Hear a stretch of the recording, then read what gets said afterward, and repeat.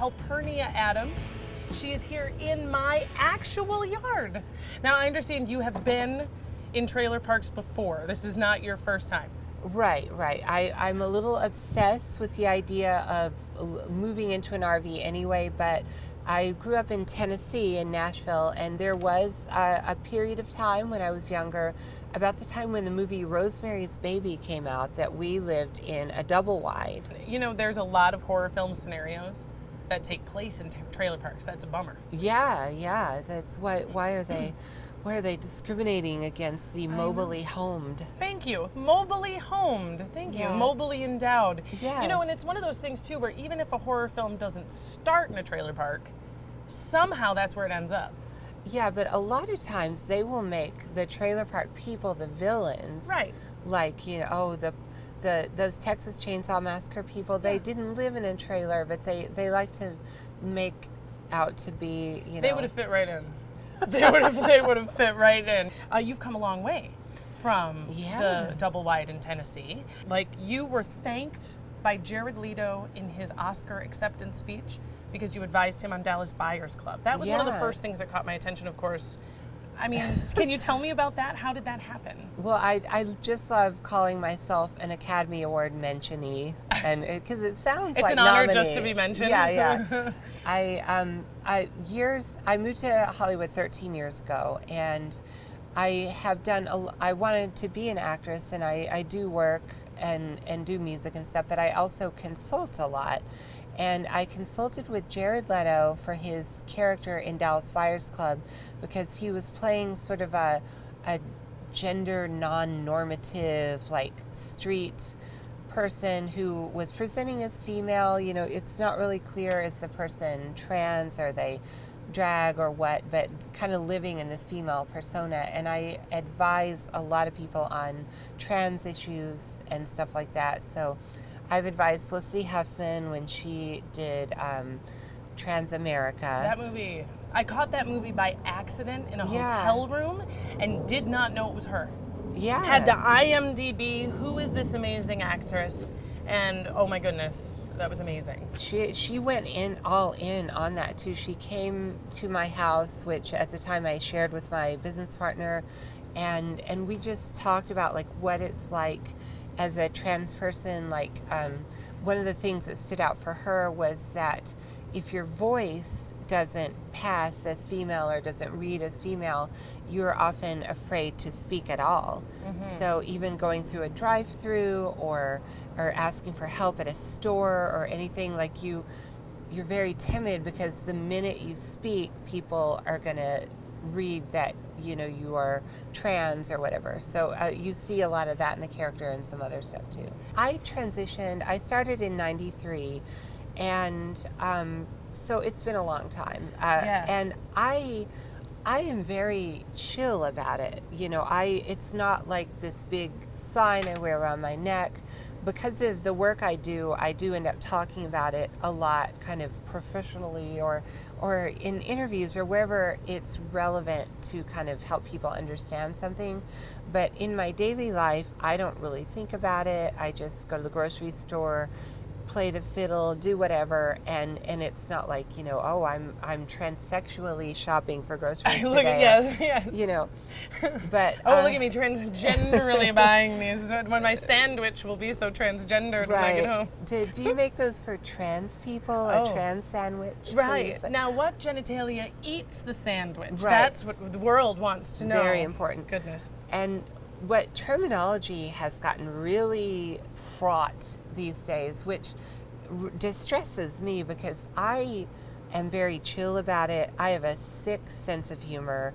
To me, like, the more you shouldn't say something, the funnier it is to me. So when it's just me and my close friends alone, like the politically incorrect trans terms and words and everything are just flying because it's hilarious to us.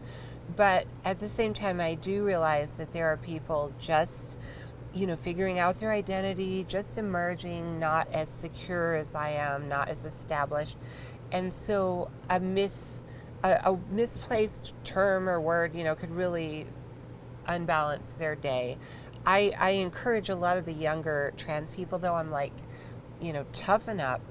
suck it up a little. Yeah, if somebody's directly trying to hurt your feelings, being an ass or whatever, then yeah, call them on it, fight that.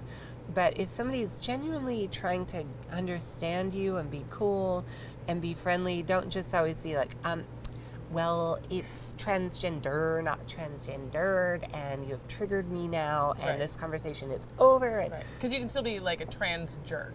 Yeah. Like jerk has no gender. Trans jerk.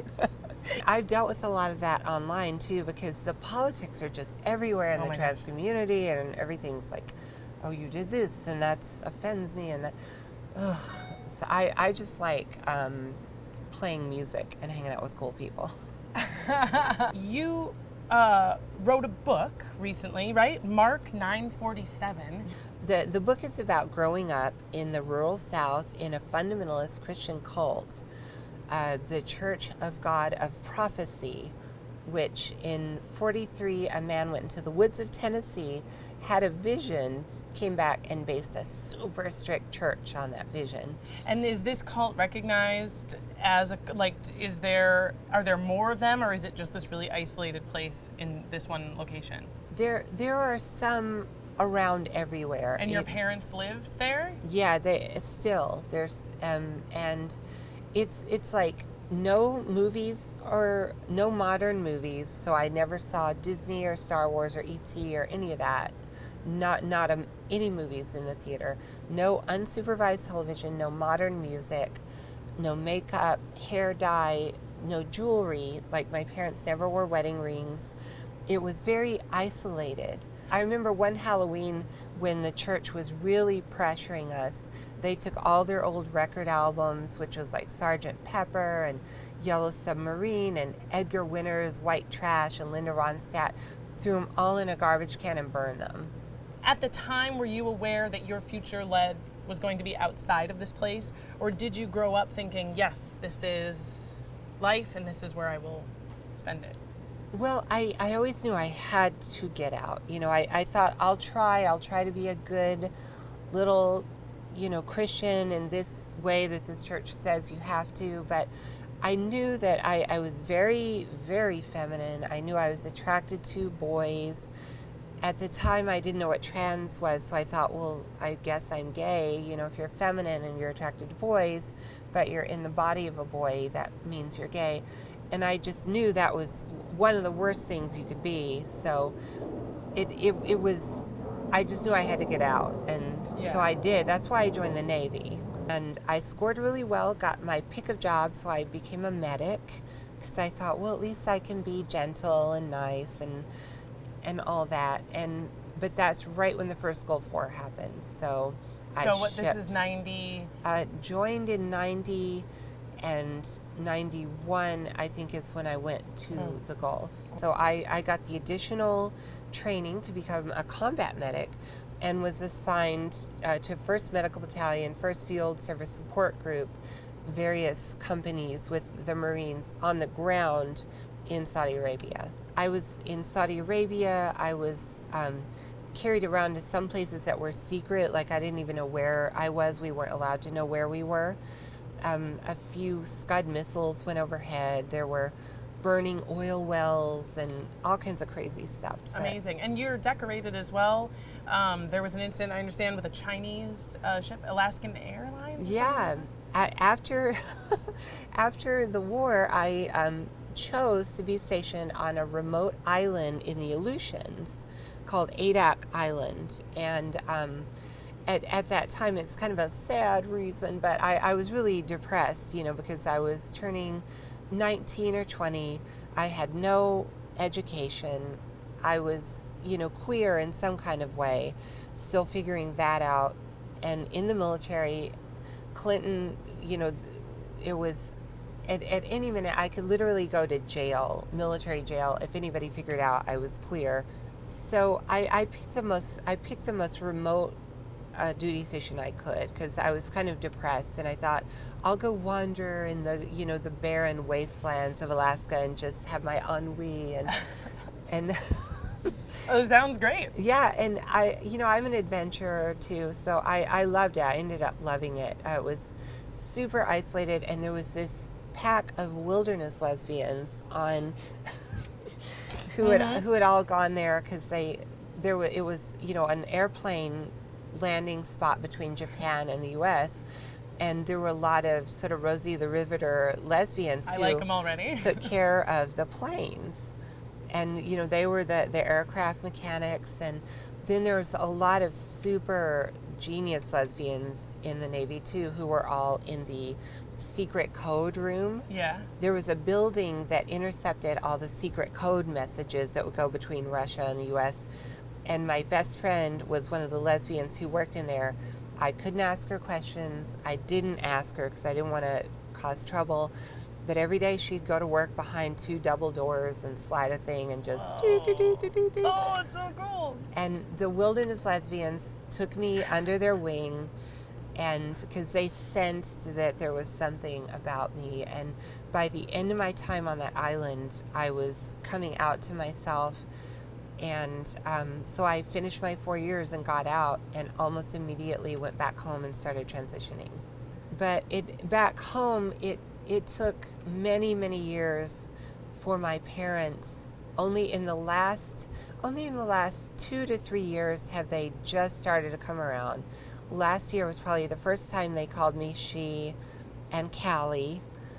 And they still think I'm going to hell, but they're sad about it. It's not like an ugly Christianity, it's like a sad Christianity. That's an interesting distinction, that they still believe you're going to hell, but it's not a victory for them. Yeah, anymore. They're not like, ha ha, off to hell with you, you monster. Yeah. It's like, I want us to be together in heaven, honey, and you're not going to be with us. And yeah. And it kind of breaks my heart Of course. that they really believe that. Yeah. And you don't want your mom to cry. As it is just like a couple of weeks, oh my gosh, before the election, I would think that you are one of those individuals that becomes a difficult person to pin down politically. I have always been a little bit of a fly in the ointment of politics and activism. I've been drawn into LGBT and queer politics and activism quite a bit. In 99, my boyfriend was murdered due to anti-gay sentiment, and around that, I ended up doing a lot of legal activism, political activism, and just generally speaking out. It's been almost 18 years since then, so I've tried to move forward from it, but the legacy of me being involved in politics still continues. But I'm not a party line, straight, unconsidered, just blind follower. I have a lot of questions about Hillary. Even Trump has a few words that have fallen out of his mouth. I was like, well, maybe I do need to think about that. Mm-hmm. I shoot guns. My boyfriend and I go shooting. Mm-hmm. I am Southern. I don't know, I'm liberal, and I'm 100% for women's rights, right to choose, all that kind of stuff. But I'm not easy to pin down. Mm-hmm. Even though a lot of what you represent can be considered very controversial, it seems like what you're doing is actively trying to educate people and bring people together. How do you think people successfully bring people together with different points of view? Well, I think you've found the magic. It's for me, it's through show, art, putting on a show, singing a song, telling a story, looking amazing in a certain way.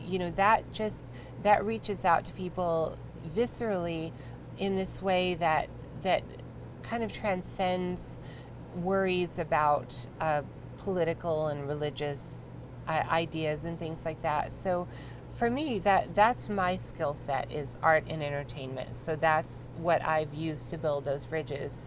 Some people are super smart and they do it through law or discovering the new medicine. But for me, I like to jiggle and sparkle and sing and make people laugh, and that's always built the bridges and opened the doors for me. When you can be real and honest, it's very difficult to immediately dislike. One of the characters that you are known to portray particularly well is not only Mae West, but Marilyn Monroe.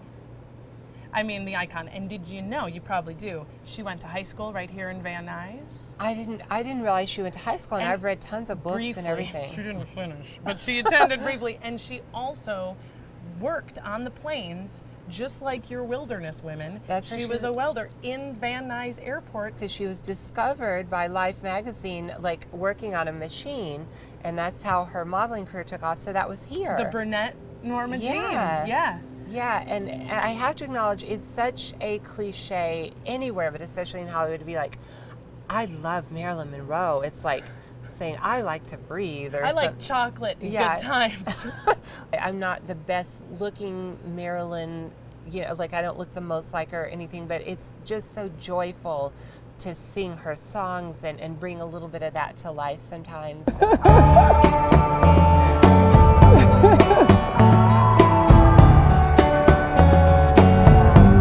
Oh, Calpernia, thank you so much for visiting us in the RV park, and we can't wait to have you on stage. Yes, I'll be here. I can't wait to do it. Thank you.